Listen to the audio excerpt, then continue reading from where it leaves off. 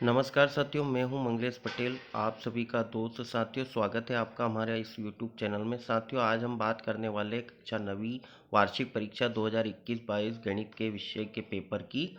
तो साथियों, इसमें आइए हम पहला प्रश्न देख लेते हैं।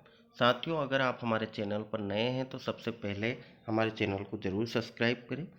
पहला जो प्रश्न है, सही विकल्प चुनकर लिखिए। पहला इसमें मूल बिंदु के निर्देशांक है, तो इसका आ जाएगा सा वाला 0 0। बिंदु -2 डैश -3 किस चतुर्थांश में स्थित होगा, तो इसका हो जाएगा तृतीय चतुर्थांश। y बराबर 3x + 5 का, तो इसका आ जाएगा अपरिमित रूप से अनेक हल है, सा वाला इसका आंसर आ जाएगा। उसके बाद में आ जाएगा y बराबर एक आलेख एक सरल रेखा है, तो इसका आ जाएगा x अक्ष के समांतर। एक त्रिभुज के तीनों कोणों का योग कितना होता है, तो त्रिभुज के तीनों कोणों का योग होता है 180। न्यून कोण की माप होती है, तो न्यून कोण की माप होती है 0 डिग्री से 90 डिग्री। उसके बाद में दूसरे प्रश्न की ओर आ जाते हैं। साथियों, रिक्त स्थानों में सही विकल्प चुनकर लिखिए। दो वर्ग होते हैं, यदि उनकी भुजाएं समान हो तो वो कैसे हो जाएंगे, सर्वांग सम हो जाएंगे। समकोण त्रिभुज की सबसे बड़ी भुजा है, तो समकोण त्रिभुज की सबसे बड़ी भुजा है, ये हो जाएगा इसका कर्ण। किसी चतुर्भुज के सभी कोणों का योग होता है, तो इसका आ जाएगा 360 डिग्री। एक त्रिभुज की माध्यिका उसे दो बराबर भागों में विभाजित करती है, इसका आ जाएगा क्षेत्रफल वाले त्रिभुजों में। पहला इसका जो है सही आंसर हो जाएगा। पांचवा जो है, दो समांतर चतुर्भुज बराबर आधारों पर और एक ही समांतर रेखाओं के बीच स्थित है, उनके क्षेत्रफलों का अनुपात होगा। तो क्या अनुपात होगा, 1:1। तीन असंरेख बिंदुओं से होकर वृत्त खींचे जा सकते हैं, तो इसका आ जाएगा साथियों 1 आ जाएगा।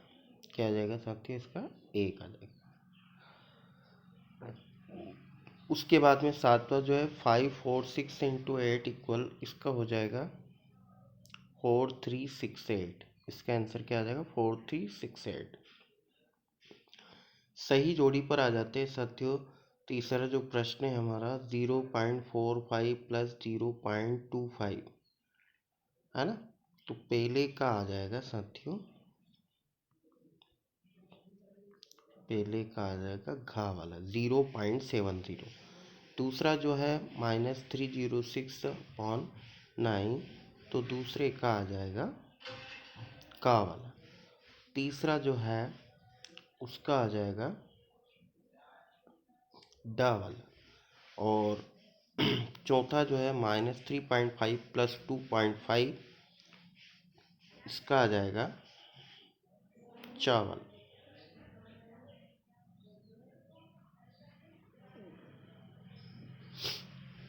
4/5 पांचवा जो है, इसका आ जाएगा 0.8 और 0.5/10, तो इसका आ जाएगा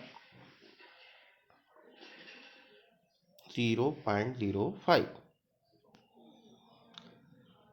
ये हमारी सही जोड़ी हो गई साथियों। सत्य असत्य पर आ जाते हैं हम। पहला जो प्रश्न है हमारा, उसमें हम देख लेते हैं। पहला जो है, पहला हमारा, प्रत्येक प्राकृत संख्या एक पूर्ण संख्या होती है, गलत है।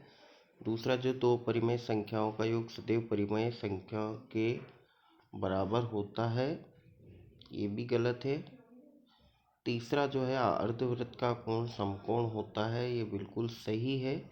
चौथा जो है, ये भी सही है। यदि किसी त्रिभुज की भुजाएं ए बी और सी हो तो इसका अर्ध परिमाप a + b + c/2 होगा, बिल्कुल सही है। पांचवा जो है, अर्ध गोले का आयतन 4/3 πr³, तो ये गलत है। 4/5 भागित 8/10 का मान 2 होगा, ये भी जो है गलत है। उसके बाद में एक शब्द एक वाक्य में उत्तर लिखिए। 100³ का मान क्या होगा, तो इसका मान क्या हो जाएगा साथियों, 1000 है ना, 0 0 0, ये इसका मान हो जाएगा। रेखिक बहुपद की घात क्या होती है? रेखिक बहुपद की घात होती है 1। उसके बाद में शंकु के आयतन का सूत्र लिखिए, तो ये हो जाएगा 1/3 पाई r स्क्वायर h। एक निश्चित उद्देश्य से एकत्रित किए गए तथ्यों या अंकों को क्या कहते हैं? तो इनको क्या कहते हैं साथियों? आंकड़े कहते हैं। क्या कहते हैं इनको? आंकड़े। उसके बाद में बहुलक क्या है? पांचवा जो प्रश्न है, बहुलक क्या है? जिसकी सबसे अधिक आवृत्ति हो उसे बहुलक कहते हैं। जिसकी सबसे अधिक आवृत्ति हो उसे बहुलक कहते हैं। उसके बाद में प्रायिकता ज्ञात करने का सूत्र क्या है? तो प्रायिकता ज्ञात करने का सूत्र है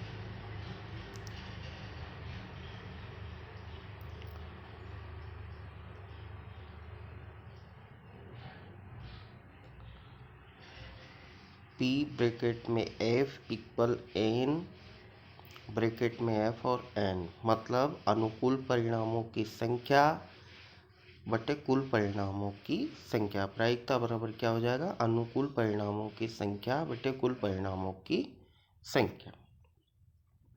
अगला है निश्चित घटना की प्रायिकता क्या होती है? तो निश्चित घटना की प्रायिकता होती है 1। क्या होती है साथियों? 1 इसकी प्रायिकता होती है। तो साथियों ये था हमारा जो है आज के गणित के पेपर का हल। आज का पेपर बहुत ही सरल आया था साथियों। मैंने आपको जितने भी जो वस्तुनिष्ठ प्रश्न उत्तर है उनके सभी के सही हल मैंने आपको बता दिए हैं। आप सभी का बहुत बहुत धन्यवाद साथियों। अगर आप हमारे चैनल पर नए हैं तो हमारे चैनल को ज़रूर सब्सक्राइब करें। धन्यवाद।